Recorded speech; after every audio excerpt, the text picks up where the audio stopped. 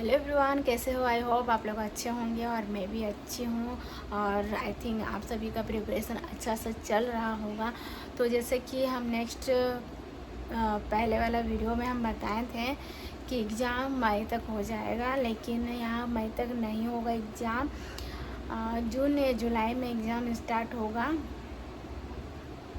जून या जुलाई में स्टार्ट होगा। अभी एग्ज़ाम नहीं होगा, कोई चांस ही नहीं है अभी एग्ज़ाम होने का। अगर एग्ज़ाम होता है तो 1 मंथ पहले ही पता चल जाता है, स्टेटस वगैरह शो करता है, लेकिन यहाँ पर अभी कुछ भी शो नहीं कर रहा है। तो ये वीडियो मैं बहुत दिनों के बाद अपलोड कर रही हूँ। तो गाइस, ये आप देख सकते हैं, ये खान सर का पॉकेट जीके हैं। तो चलिए आज इससे कुछ स्टडी करते हैं साथ में। देखिए, पॉकेट जीके सामान्य ज्ञान खान सर, और ये बहुत ही अच्छा बुक है। वन लाइनर इसमें आंसर वगैरह सारा कुछ है। ये हिस्ट्री का है। तो चलिए साथ में कुछ पढ़ लेते हैं और आप सभी का भी हेल्प हो जाएगा।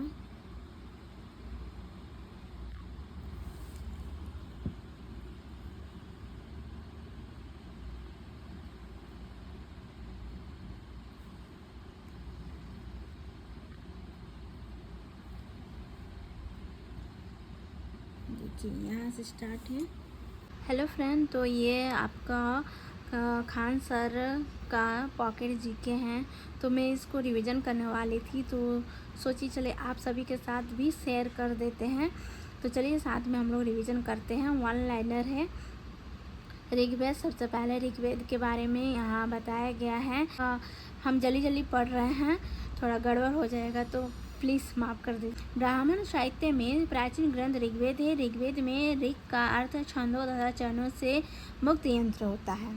ऋचाओं के कर्मवत ज्ञान के संग्रह को ऋग्वेद कहा गया है। इसमें 10 मंडल, 1028 सूक्त एवं 10,462 ऋचाएँ हैं।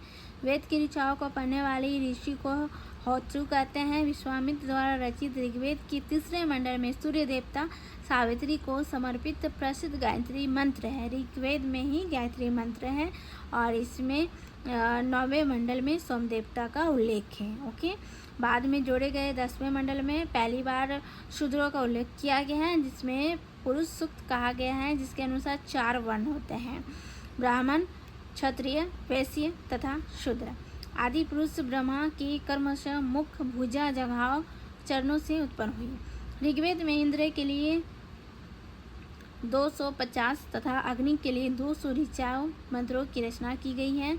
52 अवतार के तीनों पगों के आख्यान का प्राचीनतम स्तोत्र ऋग्वेद में है। तो ये ऋग्वेद हो गया आपका।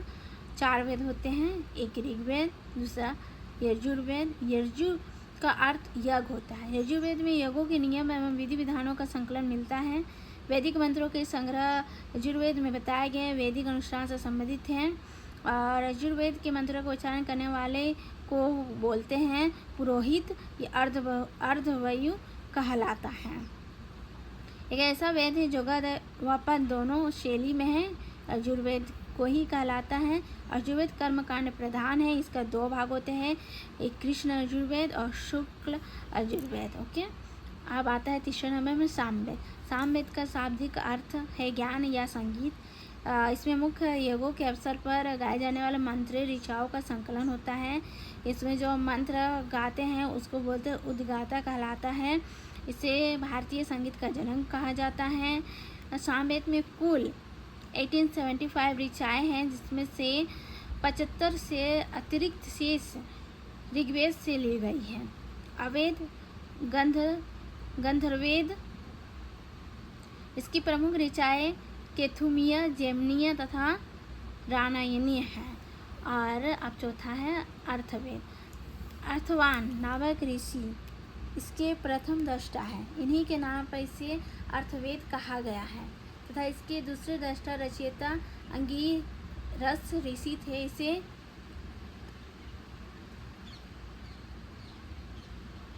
इसे कहा जाता है अर्थवांगिरस वेद भी कहा जाता है। इसे भेषज वेद भी कहा जाता है। इसे वेद में सर्वप्रथम सती प्रथा का उल्लेख किया गया है। इसकी रचना सबसे अंत में हुई है। इसमें कुल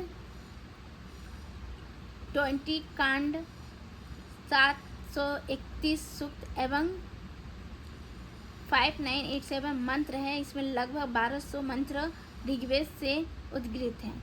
यह भौतिकवादी वेद है। इसमें मनुष्य के विचारों तथा अंधविश्वासों का विवरण मिलता है। इसमें जादू, टोने, टोटके उल्लेख किया जाता है। पूछे जाते हैं एग्जाम में कि जादू, टोने, टोटके ये सब कौन से आपका वेद में उल्लेख किया जाता है, तो वो अर्थवेद है।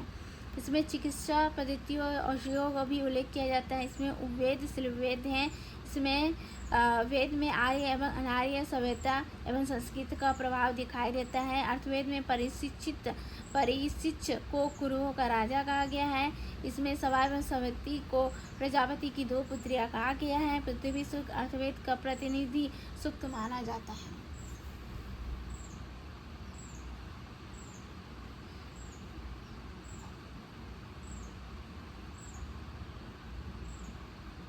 ये इम्पोर्टेंट हो गया। और उपनिषद में जो जावलोपनिषद में चारों आश्रमों व्यवस्था का उल्लेख मिलता है। उपनिषद में भारत का राष्ट्र आदर्श वाक्य के शत में जनते मुंडकोपनिषद से लिया गया है। ये भी इम्पोर्टेंट क्वेश्चन है जो कि एग्जाम में पूछे जाते हैं। फिर यहाँ पर ऐटियक उपनिषद में बौद्ध धर्म का अष्टांगिक मार्ग का उल्लेख है। ये भी इम्पोर्टेंट है। चलिए अब वेदांग में जाते हैं। वेदांग साहित्य को समझने हेतु इसकी रचना की गई। इसकी संख्या 6 है। वेदांग शिक्षा, कल्प, व्याकरण, निरुक्त, छंद, ज्योतिष। शिक्षा, वैदिक शब्दों के शुद्ध उच्चारण हेतु शिक्षा का निर्माण हुआ। ओके। कल्प, ये ऐसे कल्प शूद्र होते हैं जिसमें विधि एवं नियमों का उल्लेख है। व्याकरण, इसमें नामों एवं धातुओं की रचना, उपसर्ग एवं प्रत्यय के प्रयोग, समासों एवं संधि आदि के नियम बताए गए हैं। निरुक्त, शब्दों की उत्पत्ति का शास्त्र है। यह एक प्रकार का भाषा विज्ञान है। छंद, वैदिक मंत्र पारे छंदबद्ध है। छंद शास्त्र पर पिंडगल मुनि का ग्रंथ छंद सूत्र उपलब्ध है। ज्योतिष, इसमें ज्योतिष शास्त्र के विकास को दिखाया गया है। ज्योतिष में कुल 44 श्लोक है। सबसे प्राचीनतम आचार्य मगध मुनि है।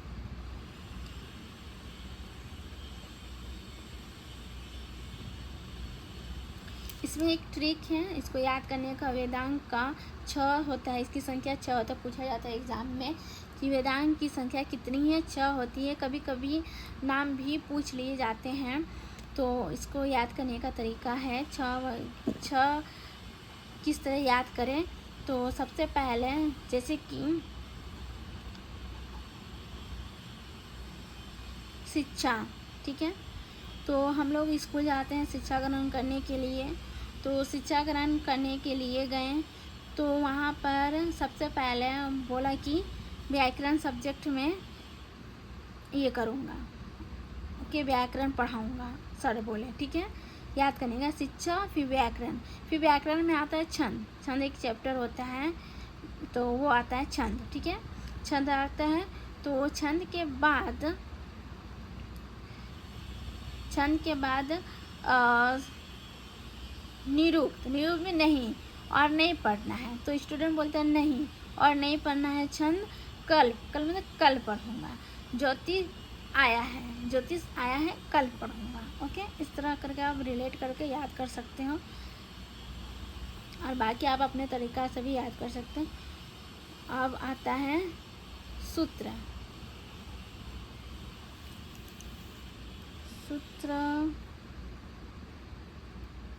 वैदिक साहित्य को अक्षुण्ण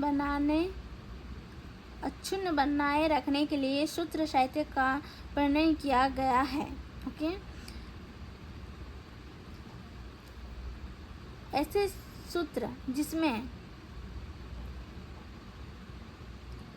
विधि और नियमों का प्रतिपादन किया जाता है, कल्प सूत्र कहलाते हैं। कल्प सूत्रों के 3 भाग हैं, श्रोत्र सूत्र और ये क्या है,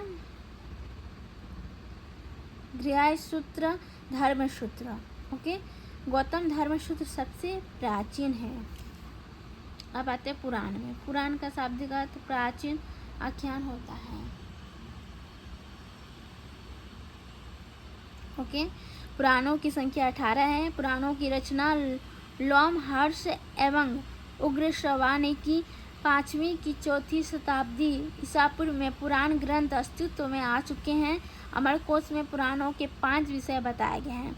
मार्कंडेय, ब्राह्मण, वायु, विष्णु, भागवत और मत्स्य सबसे प्राचीन पुराण है।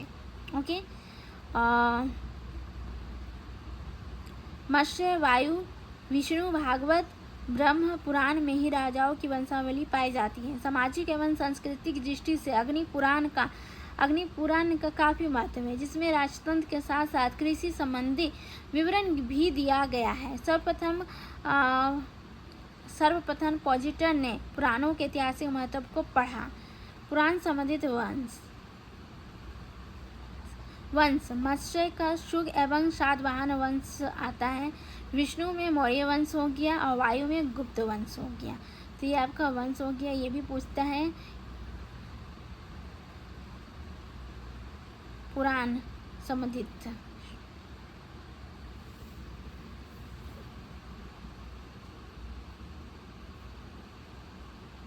आगे चलते हैं।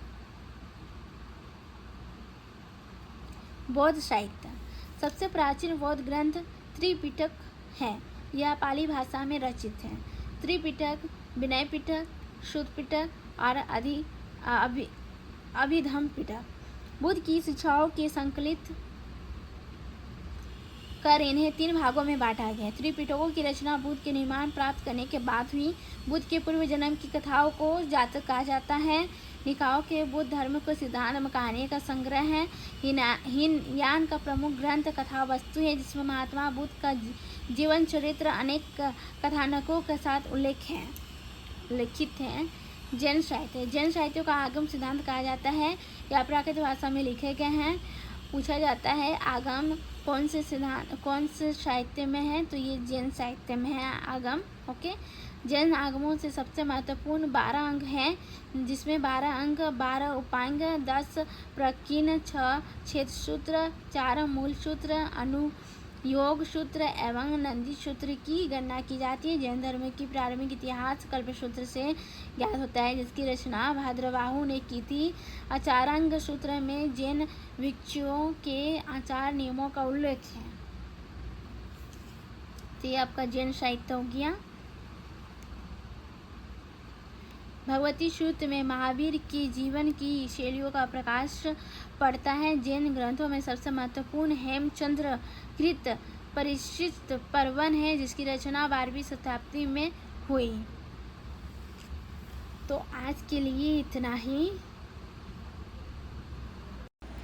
आई होप ये वीडियो आप सभी के लिए हेल्पफुल हो एग्ज़ाम के लिए। और इसके आगे और भी वीडियो चाहिए तो प्लीज़ कमेंट में बताइएगा, मैं इसके आगे और भी वीडियो लेके आऊँगी।